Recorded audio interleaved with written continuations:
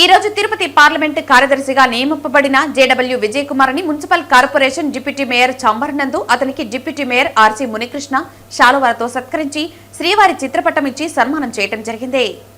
ఈ సందర్భంగా ఆయన మాట్లాడుతూ విజయ్ కుమార్ గతంలో కూడా 2002లో కౌన్సిలర్ గాను అలాగే నగర అధ్యక్షుడిగాను పనిచేసిన అనుభవం దృష్ట్యా ఈ రోజు చంద్రబాబు నాయుడు గుర్తించి అతనికి తిరుపతి పార్లమెంటు కార్యదర్శిగా అవకాశం ఇవ్వడం చాలా సంతోషకరమన్నారు. కష్టపడిన ప్రతి నాయకుడికి తెలుగుదేశం పార్టీ గుర్తించి తగిన స్థానం కల్పిస్తుంది అనడానికి విజయ్ కుమారే ఉదాహరణని అన్నారు. ఈ కార్యక్రమంలో సుబ్బు యాదవ్, జగ్గా, పెంచులయ్య, నాగప్రతాప్, రామచంద్రారెడ్డి, దిలీప్ కుమార్, బాలసుబ్రహ్మణ్యం, మధు తదితరులు పాల్గొన్నారు. తిరుపతి తెలుగుదేశం పార్టీలో తిరుపతి పార్లమెంటరీ కార్యదర్శిగా వేసిన జేడబ్ల్యూ విజయ్ కుమారు చాలా సీనియర్ తెలుగుదేశం పార్టీ నాయకులు.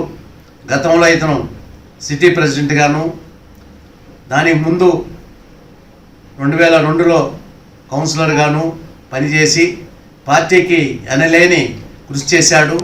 దానికి గుర్తించి ఈరోజు నారా చంద్రబాబు నాయుడు గారు అలాగే రాష్ట్ర అధ్యక్షులు అందరూ కలిసి అతనికి తిరుపతి పార్లమెంటరీ కార్యదర్శిగా ఇవ్వడం చాలా సంతోషకరం.